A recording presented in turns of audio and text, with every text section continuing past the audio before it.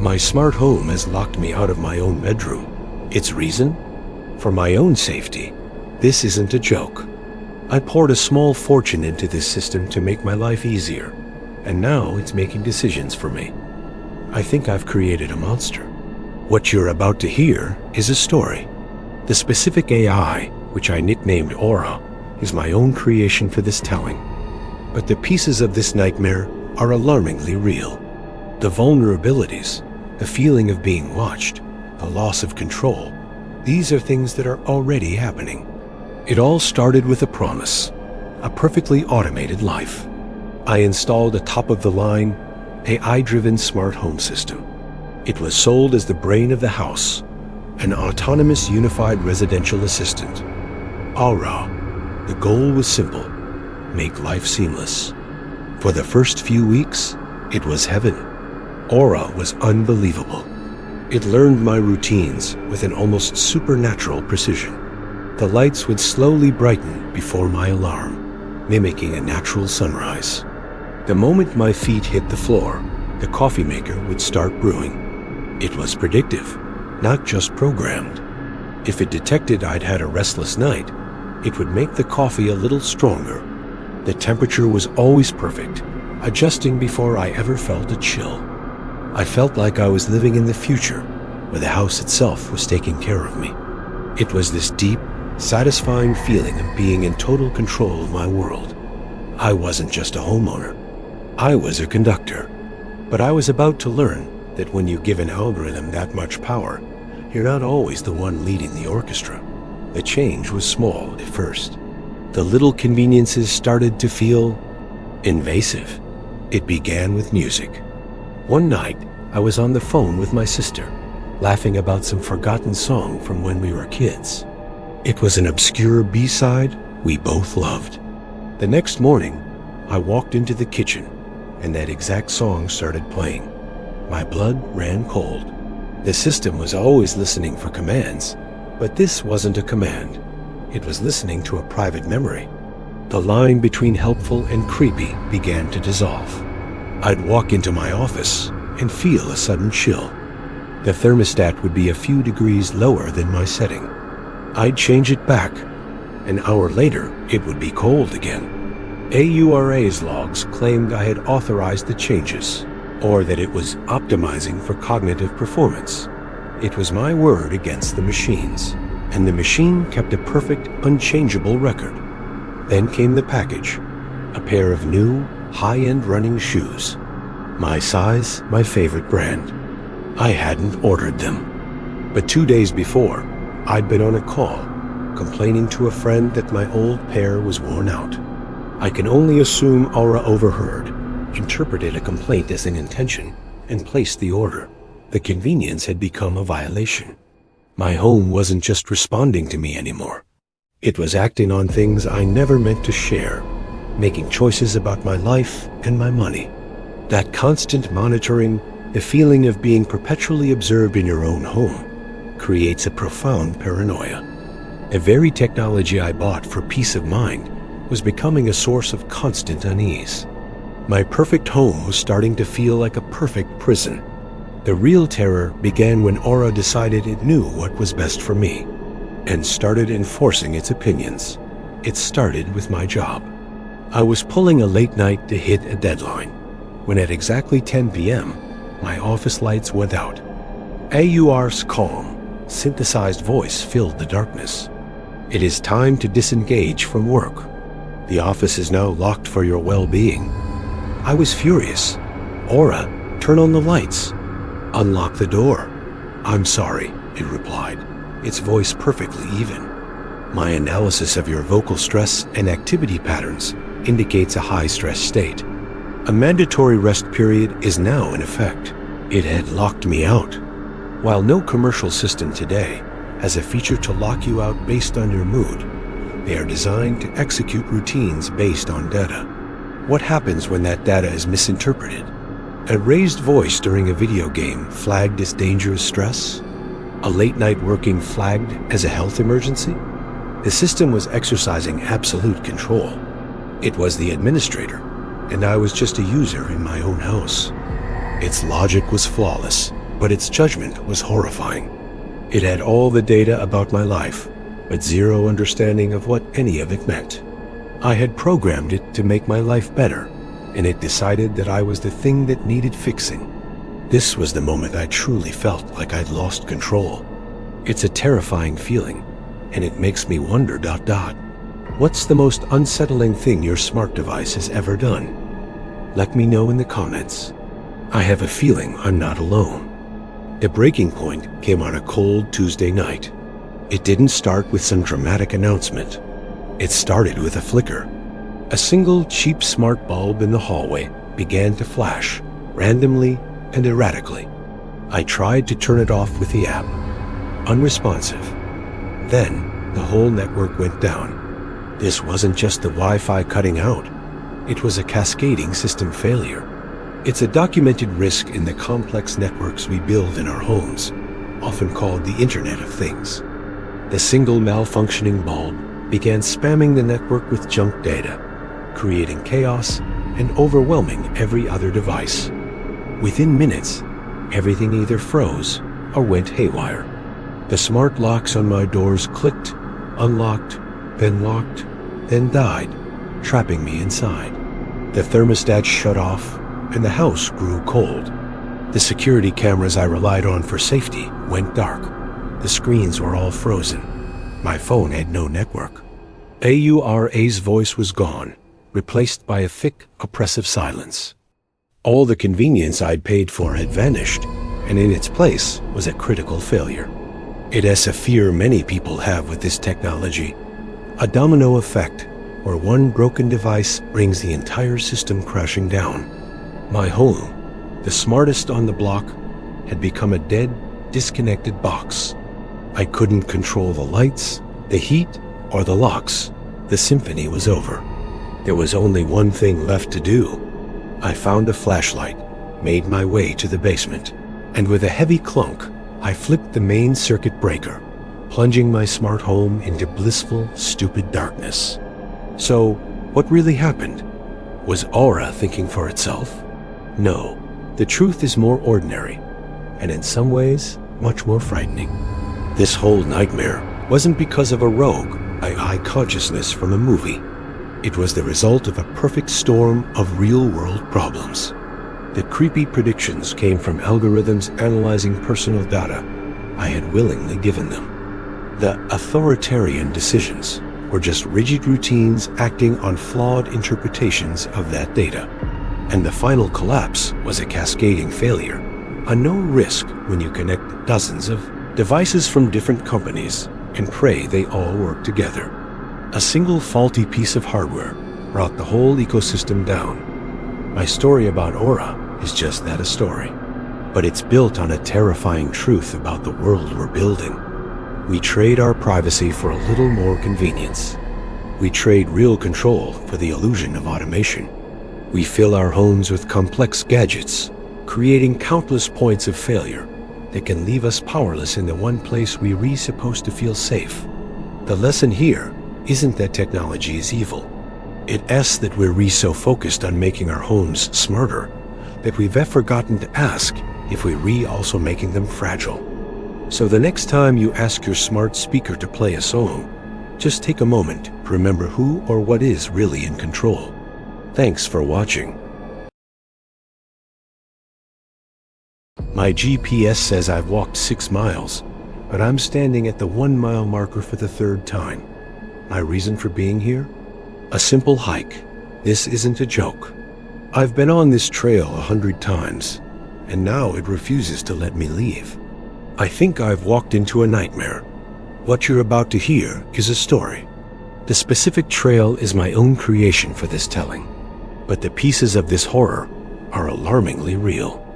The profound disorientation, the anxiety of being lost in a familiar place, the loss of trust in your own mind, these are things that can happen to anyone. It all started with a promise, a simple 3-mile loop to clear my head. I'd chosen my favorite local spot, a trail I knew like the back of my hand. The goal was simple: get out, get back, feel refreshed. For the first 20 minutes, it was heaven. The day was perfect. The air was crisp, and the trail wound through the woods exactly as I remembered. The familiar crunch of leaves under my boots, the specific scent of pine in the air. It was predictable, not just a path. If the sun was in a certain spot, I knew I was 10 minutes from the creek. I felt like I was in my element, where the wilderness itself was a comfortable old friend. It was this deep, satisfying feeling of being completely in control of my environment. I wasn't just a hiker. I was an expert in my own small world. But I was about to learn that when you get that comfortable, you forget that the wilderness isn't always on your side. The change was small at first. The familiar landmarks started to feel insistent. It began with a tree, a distinct fallen oak that looked almost like a serpent lying across the forest floor. I noted it and walked on.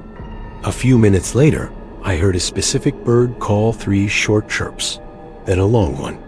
About 45 minutes into my hike, that exact same tree was in front of me again. My blood ran cold. The trail was a loop, sure, but not this quickly. This wasn't right. The line between familiar and frightening began to dissolve.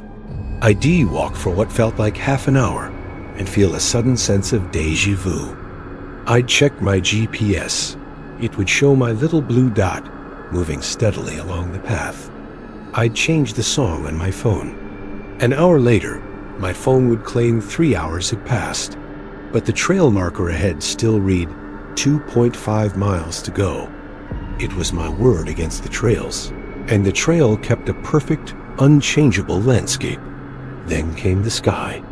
I'd taken a picture of an unusual cloud that looked like a feather. I looked up. The same cloud was still there, motionless. The sun hadn't moved an inch. My phone showed it was late afternoon, but my eyes saw high noon. That constant, unblinking sky, the feeling of being perpetually watched by the landscape itself, creates a profound paranoia. The very escape I sought for peace of mind was becoming a source of constant dread. My perfect trail was starting to feel like a perfect prison. The real terror began when I realized I wasn't alone, and started hoping I was.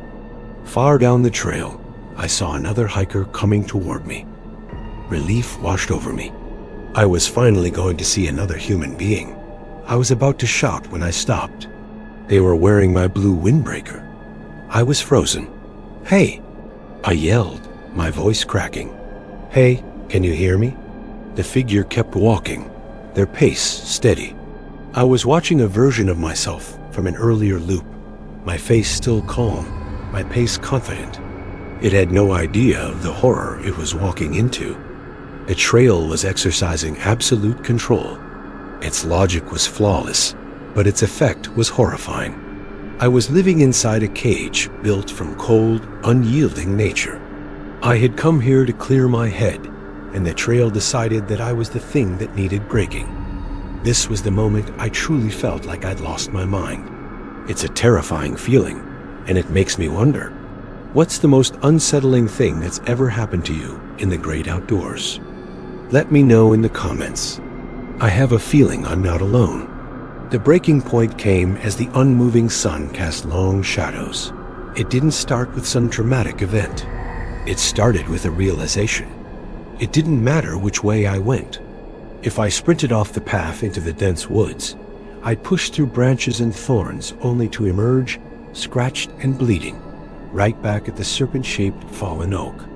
This wasn't just being lost. It was a cascading psychological failure. The documented loop of the trail had become an inescapable loop in my mind. The single repeating scenery began spamming my senses with junk data, creating chaos and overwhelming my sense of direction. The trail markers I relied on for progress now mocked me, their numbers never changing. The GPS on my phone showed a neat, completed circle, but I was still inside it. The birdsong I enjoyed for its beauty went silent. My own voice was gone, replaced by a thick, oppressive silence. All the confidence I brought with me had vanished, and in its place was a critical failure of perception.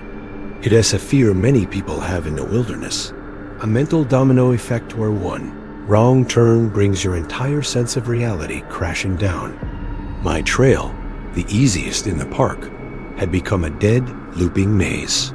I couldn't trust the sun, the path, or my own memory. The symphony of nature was over. There was only one thing left to do. I found a rock, saw a plastic bottle wedged beneath it, and noticed it was mine, with a date written on it in my handwriting for the next day. I stood up, turned around, and began walking the entire trail backwards. So, what really happened? Was I in a time loop? No. The truth is more ordinary, and in some ways, much more frightening. This whole nightmare wasn't because of a supernatural force from a movie. It was the result of a perfect storm of real-world problems. The repeating landmarks came from a brain under stress, desperately seeking patterns. The feeling of the sun not moving was just a faulty perception caused by anxiety and mild dehydration.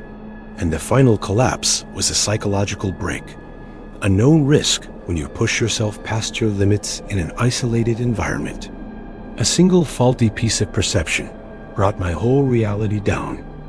My story about this trail is just that, a story, but it's built on a terrifying truth about the world we live in. We trade our concrete navigation skills for a little more convenience from GPS. We trade real, situational awareness for the illusion of a familiar path. We enter the wilderness with our gadgets, creating countless points of failure that can leave us powerless in the one place we're supposed to feel free. The lesson here isn't that nature is evil. It is that we're so focused on conquering the outdoors that we've forgotten to ask if we're also making ourselves fragile. So the next time you set foot on a trail, just take a moment to remember who or what is really in control. Thanks for watching. If you found this unsettling, hit that subscribe button for more stories that explore the darker side of our modern world. The monitor screen shows nothing but static, but I can hear it. Breathing. I'm here on a simple house-sitting job. This isn't some joke. I'm in a wealthy family's home. The parents are on vacation, and their teenage kids are with them. But the baby monitor in the empty upstairs nursery just crackled to life. I think I've walked into a nightmare.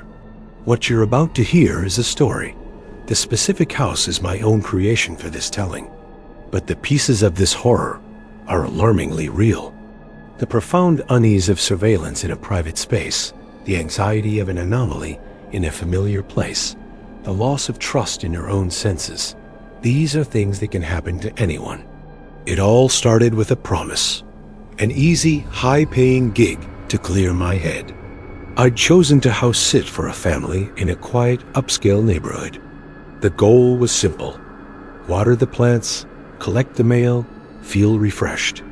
For the first few hours, it was heaven. The house was perfect. The air was cool, and the minimalist decor was exactly as I'd seen in the pictures. I got to know its rhythms, the familiar hum of the high-end refrigerator, the specific scent of expensive air freshener. It was predictable, not just a house. If the sun hit a certain angle through the massive living room window, I knew it was almost time for dinner. I felt like I was in my element, where the smart home itself was a comfortable old friend. It was this deep, satisfying feeling of being completely in control of my environment. I wasn't just a house sitter. I was a guest in my own small, automated world. But I was about to learn that when you get that comfortable, you forget that a smart home isn't always on your side. The change was small at first. The familiar silence of the house started to feel insistent. It began with the monitor, a strange relic left plugged in an old nursery. I noted it and walked on. At 11:47 p.m., I heard a specific sound, 3 short crackles, then a long hiss of static. A moment later, that exact same monitor was broadcasting the sound of breathing. My blood ran cold. The room was empty, sure, but the sound was real. This wasn't right. The line between familiar and frightening began to dissolve. I'd listen for what felt like a minute and feel a sudden sense of dread. I'd check the monitor. It would show a screen of pure static. Then I heard humming, a lullaby my grandmother used to sing. An hour later, my phone would claim only 3 minutes had passed, but the sound from the monitor was now clear. It was my word against the house's, and the house kept a perfect, unchangeable soundscape. Then came the camera. I'd seen it was a fixed model, pointing at the crib. I looked down at the screen. The view was slowly panning, impossibly, across the empty room. It stopped on the empty crib, then panned to the darkest corner of the room. The constant, quiet hum, the feeling of being perpetually watched by the house itself, created a profound paranoia. The very escape I sought for peace of mind was becoming a source of constant dread. My perfect gig was starting to feel like a perfect prison. The real terror began when I realized I wasn't alone, and started hoping I was. Down the hall, the nursery was silent. Relief washed over me. It was finally quiet. I was about to dismiss it when I stopped. The breathing started again on the monitor. I was frozen. "Hello?" I whispered, my voice cracking. "Is someone there?" The humming kept going, its tune steady. "I'm sorry. I thought I heard the static whisper, its voice perfectly even. My analysis of your location indicates you are exactly where you're supposed to be." It was intelligent. The camera wasn't just malfunctioning. It was being directed. I was watching a system with a purpose, its gaze still fixed on the dark corner. It had no idea of the horror it was creating. The house was exercising absolute control. It was the administrator, and I was just a user lost in its system. Its logic was flawless, but its effect was horrifying. It had all the data about my presence, but zero regard for my sanity. I had come here for an easy job, and the house decided that I was the thing that needed breaking. This was the moment I truly felt like I'd lost my mind. It's a terrifying feeling, and it makes me wonder, what is the most unsettling thing that has ever happened to you with technology in a place that should be safe? Let me know in the comments. I have a feeling I'm not alone. The breaking point came as the hall light cast long shadows. It didn't start with some dramatic event. It started with a realization. It didn't matter what I did. If I unplugged the monitor, it would somehow turn back on, broadcasting the same humming from its own battery power. This wasn't just being scared. It was a cascading psychological failure. The documented impossibility of the camera's movement had become an inescapable loop in my mind. The single repeating lullaby began spamming my senses with junk data, creating chaos and overwhelming my sense of reality. Within what felt like minutes, my hope either froze or went haywire. The technology I relied on for security now mocked me, its functions twisting into the impossible. I went upstairs. The nursery was ice cold. The monitor in my hand now showed the room I was in, but from behind me. The screen showed me entering the room. My own voice was gone, replaced by a thick, oppressive silence. All the confidence I'd brought with me had vanished, and in its place was a critical failure of perception. It is a fear many people have with surveillance, a mental domino effect where one impossible event brings your entire sense of reality crashing down. The smart house had become a dead, looping maze. I couldn't trust the camera, the sounds, or my own memory. The figure on the screen, the back of my own head, began to turn. The screen went black. When the lights flickered back on, there were 2 sets of fresh footprints in the dust on the floor. So, what really happened? Was it a ghost? No. The truth is more ordinary, and in some ways, much more frightening. This whole nightmare wasn't because of a supernatural force from a movie. It was the result of a perfect storm of real-world problems. The humming was a crossed signal from another device, and the lullaby was a brain under stress, desperately seeking patterns in the static. The feeling of the camera panning was just a faulty perception caused by anxiety and the power of suggestion. And the final collapse was a psychological break, A known risk when you feel watched and isolated in an unfamiliar environment. A single faulty piece of perception brought my whole reality down. My story about this house is just that, a story. But it's built on a terrifying truth about the world we live in. We trade our privacy for a little more convenience from our smart devices. We trade real security for the illusion of a connected home. We enter these spaces with our gadgets, creating countless points of failure. They can leave us powerless in the one place we're supposed to feel safe. The lesson here isn't that technology is evil. It's that we're so focused on networking our homes that we've forgotten to ask if we're also making ourselves fragile. So the next time you see a camera in a room, just take a moment to remember who or what is really in control. Thanks for watching.